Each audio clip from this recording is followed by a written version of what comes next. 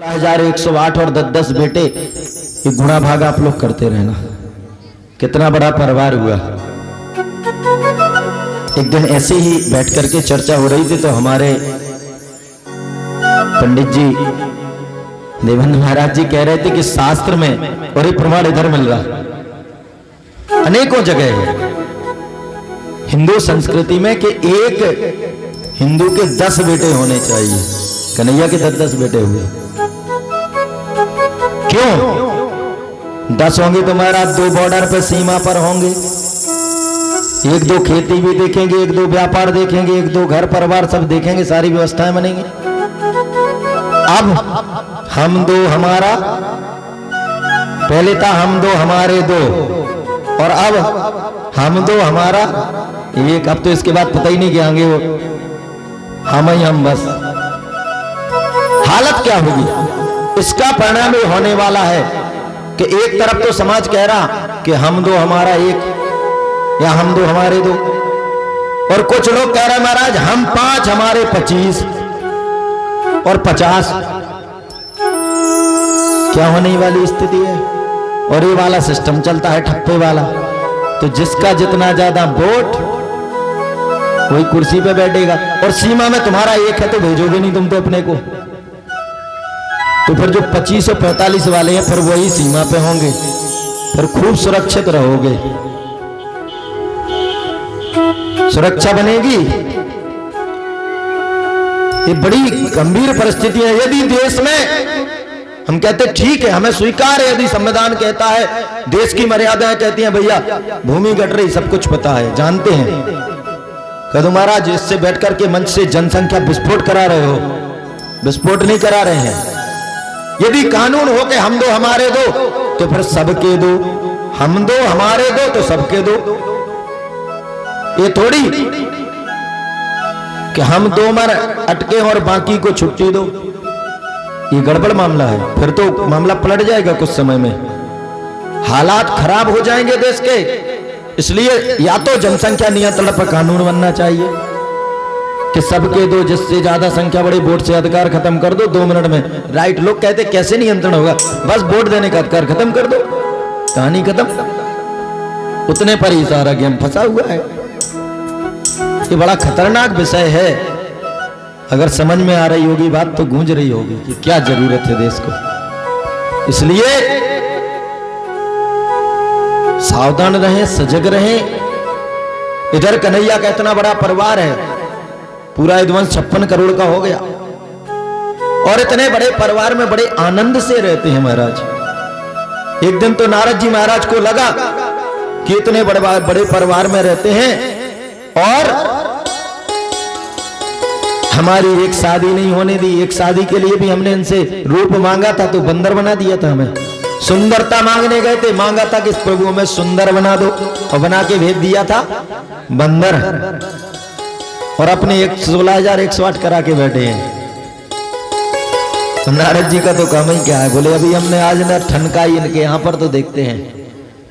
और उधर से कहते महाराज पहुंचे तो गए और जाकर के रुक्मणी जी के महल में पहुंच गए। नारायण नारायण करते हुए। काम ही है नारद जी का क्या है? श्रीमन नारायण नारायण हरि हरि,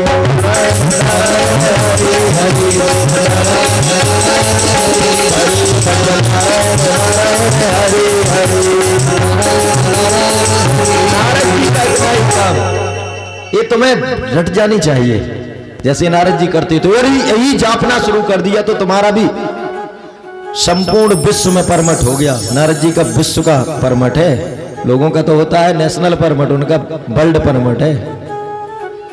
कहीं भी जाओ, इधर उधर देवता हो दैत्य हो।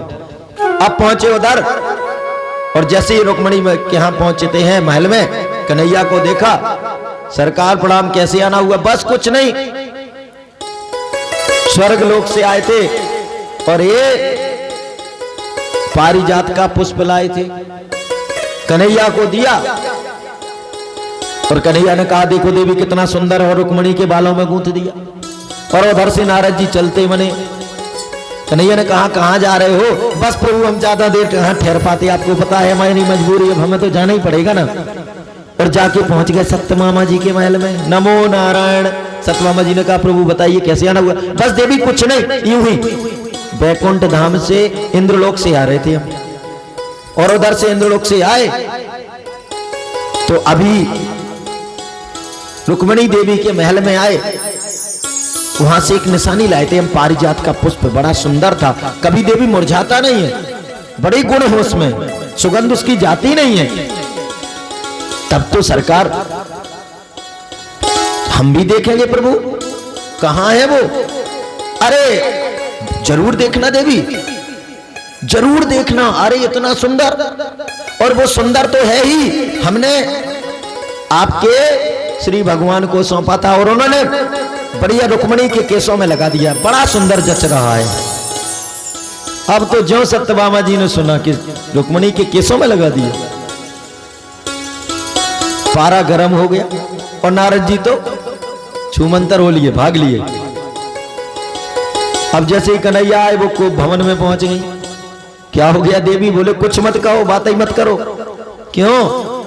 अरे बताओ, यदि पारिजात का पुष्प आया तो कम से कम एक बार दिखा तो देते। इतना तुरंत तुरंत रुक्मिणी के केसों में गूंथ दिया, हमें दिखाने तक को नहीं दिया। अरे देवी समझ गए कि नारायण जी की कृपा हो गई है, नारद भगवान की जय हो संत महाराज, और नारद जी कृपा कर गए हैं। समझाया देवी क्यों चिंता करती हो, देखो वो बड़ी रानी है। अरे हमने इसलिए एक पुष्प दे करके उन्हें खुश कर दिया, तुम्हारे लिए तो पूरा वृक्ष लाने वाले हैं पारिजात का। सच में? बिल्कुल। अब तो महाराज आए दिन सत्यभामा जी पूछती तो सरकार कब चल रहे हो, कब चल रहे हो पारिजात लेने। एक दिन भगवान ने कहा चलो तो आज, और जैसे वहां पहुंचे कि महाराज इंद्र ने बड़ा स्वागत किया, चलो सरकार इंद्र लोग दिखाए। अवश्य देवी कहती थी देखना घूमना है, घुमाते रहे, और घुमाते घुमाते बताते हुए पहुंचे, देखो ये पारिजात का वृक्ष है सरकार, बड़ी सुंदर खुशबू होती है, कभी मुरझाता नहीं है, कोमलता नहीं आती है इस पुष्प में, अद्भुत है।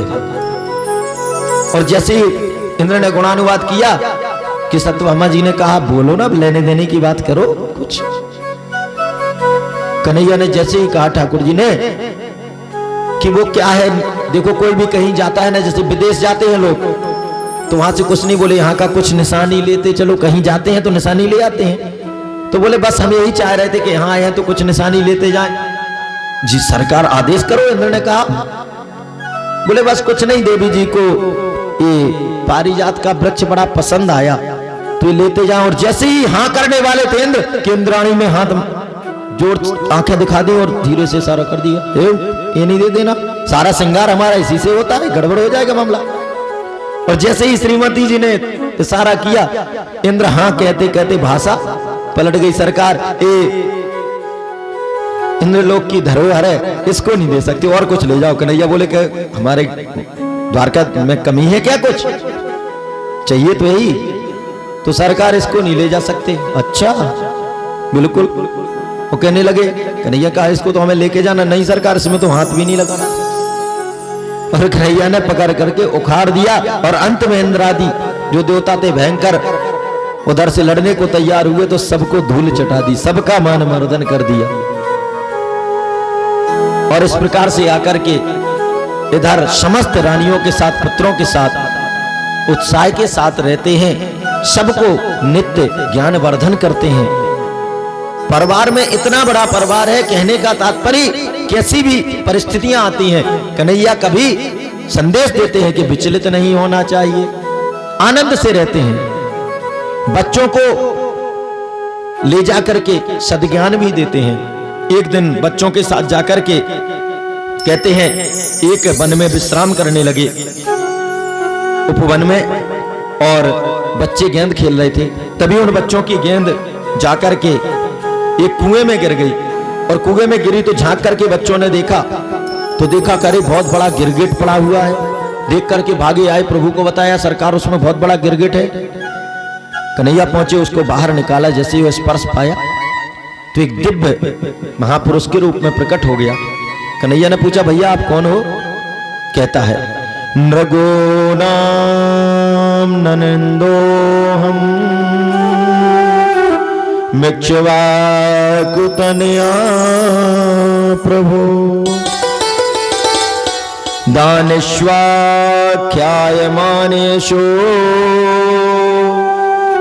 यदि ते कर्णमास्पृशम्।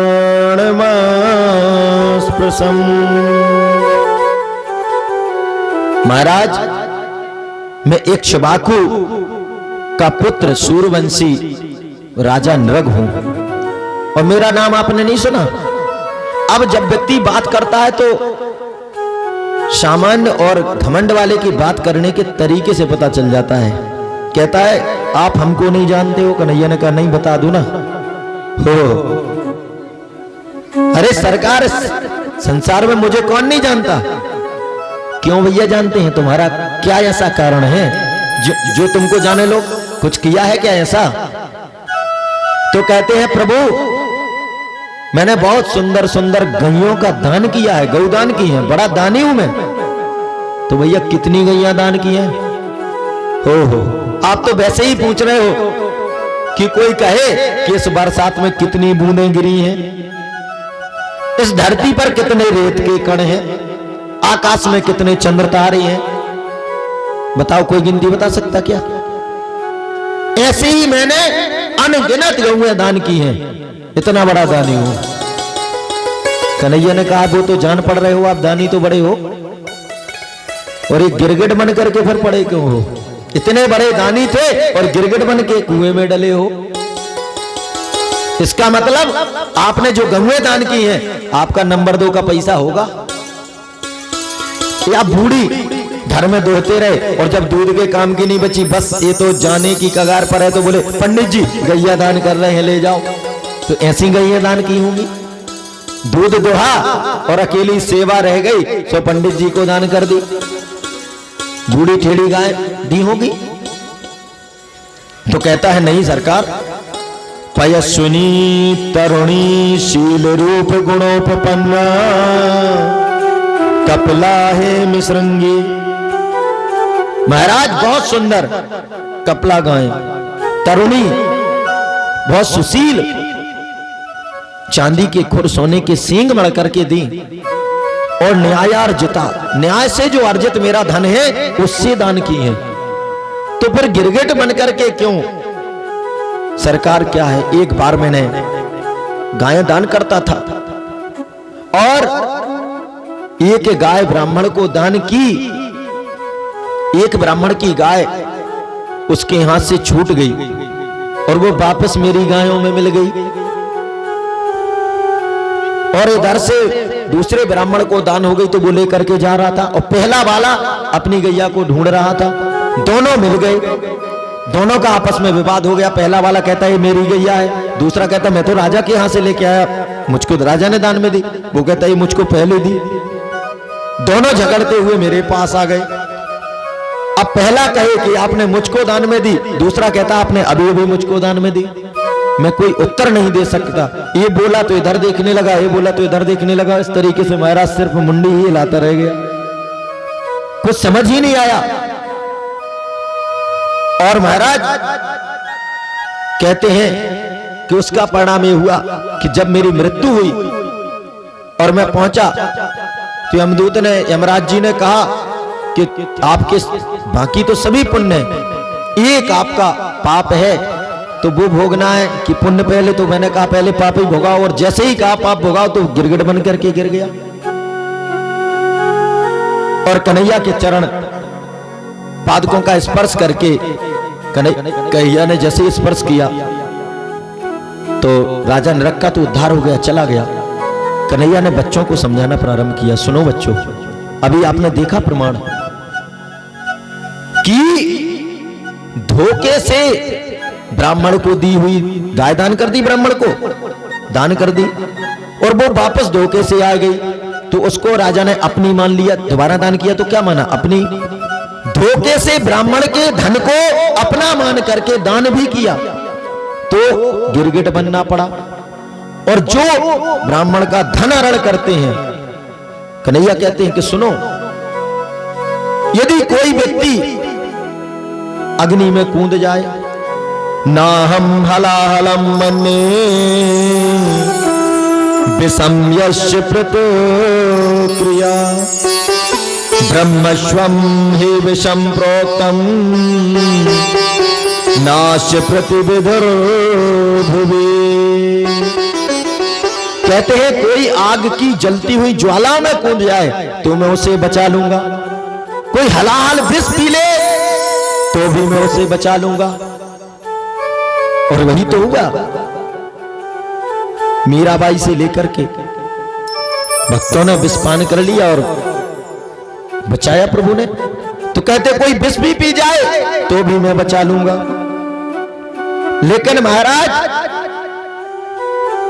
यदि ब्राह्मण का धन हरण किया है तो मैं उसे नहीं बचा सकता।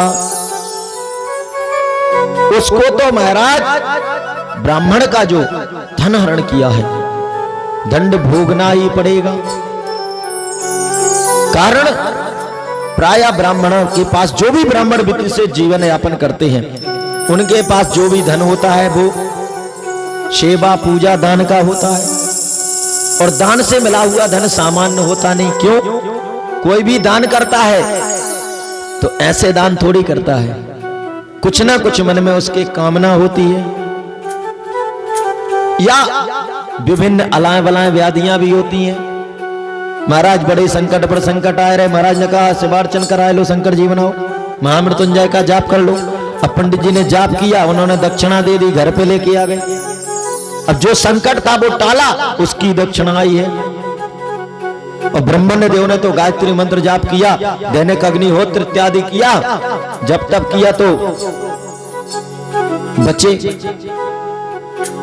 लेकिन जो अन्य लोग ग्रहण करेंगे उन्हें तो ये करना नहीं। इसलिए जो ब्राह्मण दान भी लेते हैं उन्हें भी जप तप सर्वाधिक करना चाहिए, वरना वो धन नहीं पचता। दान से मिला हुआ दान का धन पचाने में आंत को और मजबूत करना पड़ता, बड़ा कठिन होता है ये काम। लोगों को जितना आसान लगा करता जटिल है। क्योंकि जब हम दान करते हैं तो हमारी व्याधियां साथ में दान होती जाती हैं। तो कहा कि यदि कोई ब्राह्मण का धन हरण कर लेगा तो मैं उसे नहीं बचा सकता। अर्थात बच्चों को सजग किया, संदेश दिया। और इस प्रकार से महाराज निरंतर कन्हैया अपने बच्चों को सावधान कर रहे हैं और ये सुंदर परिवार के साथ हैं। अब महाराज इसी बीच में